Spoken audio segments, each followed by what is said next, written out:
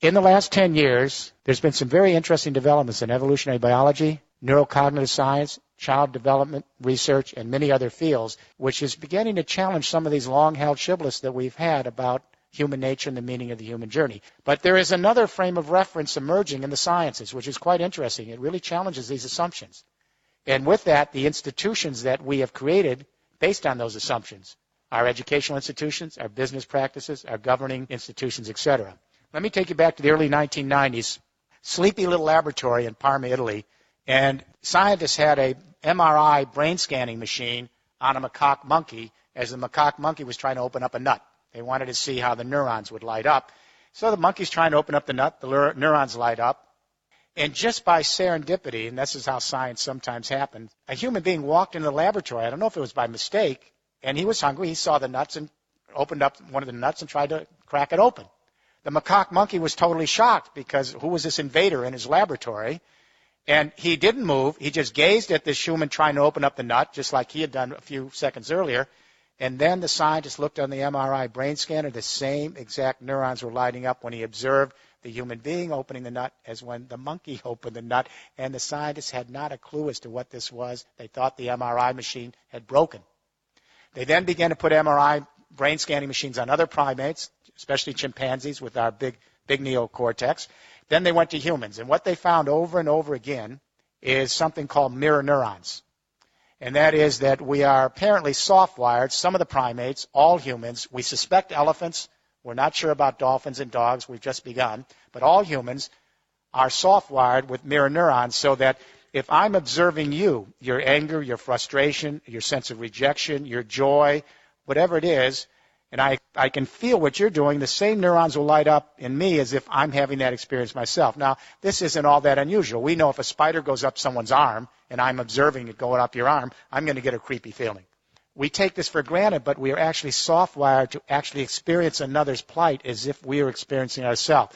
But mirror neurons are just the beginning of a whole range of research going on in neuropsychology and brain research and in child development that suggests that we are actually soft-wired not for aggression and violence and self-interest and utilitarianism, that we are actually soft-wired for sociability, attachment, as John Bowlby might have said, affection, companionship, and that the first drive is the drive to actually belong. It's an empathic drive. What is empathy? It's very complicated. When little babies enter nursery and one baby cries, the other babies will cry in response. They just don't know why. That's empathic distress. It's built into their biology.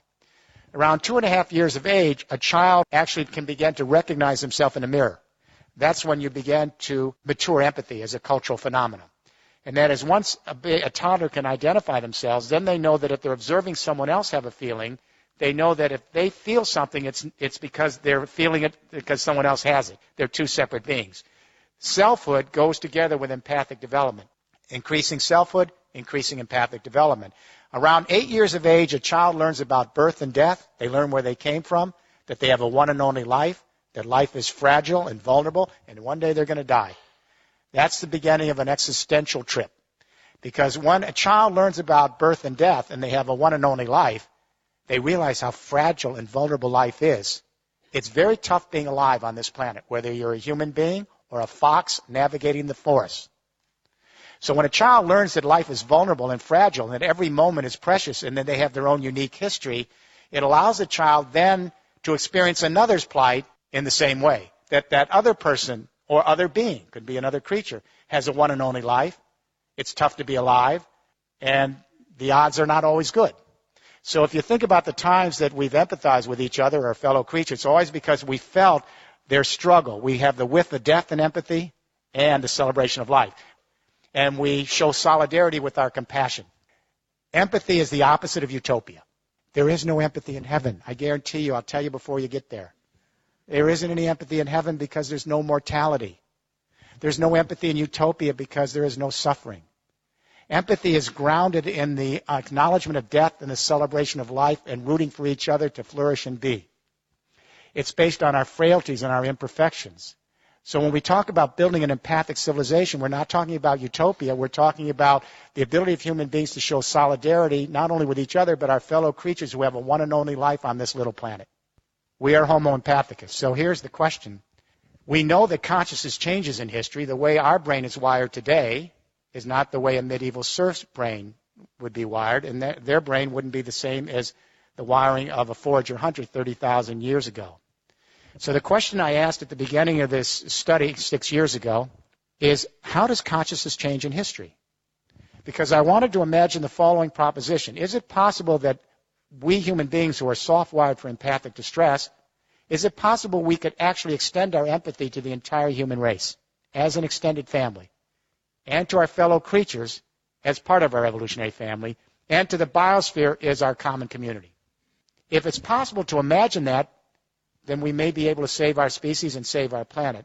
And when I say to you tonight, if it's impossible to even imagine that, I don't see how we're going to make it. Empathy is the invisible hand.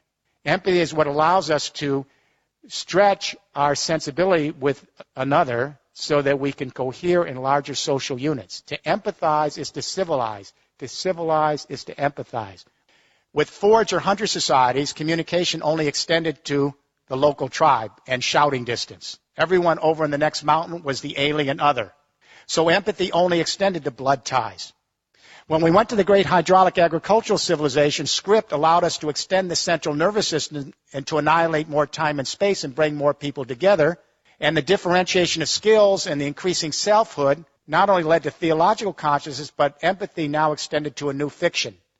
And that is, instead of just associating with one's blood ties, we detribalized and began association based on religious ties. So a new fiction, Jews start to see all other Jews as extended family and empathize with Jews. Christians start to see all other Christians as extended family and empathize with Christians. Muslims, the same.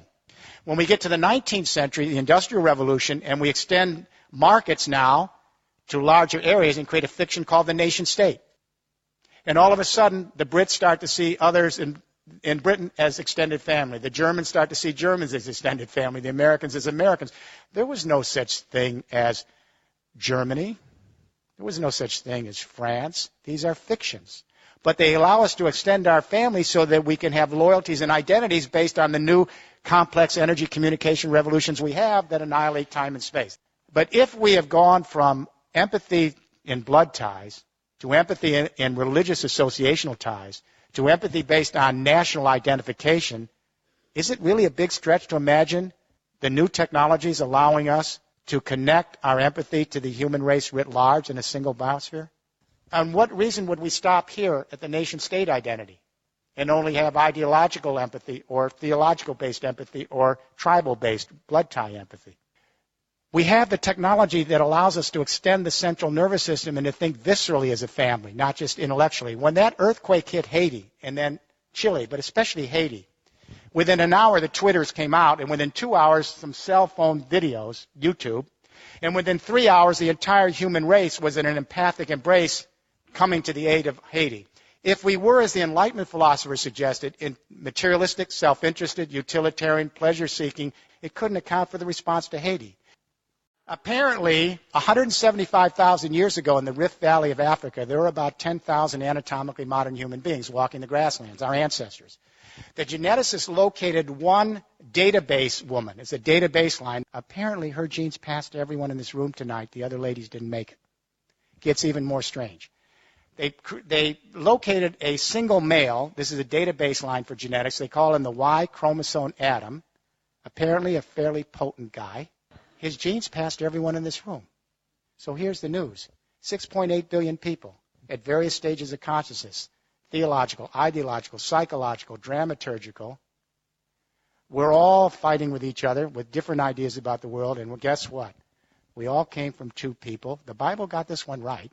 We could have come from many, but the point is we have to begin thinking as an extended family. We have to broaden our sense of identity. We don't lose the old identities of nationhood and our religious identities, and even our blood ties.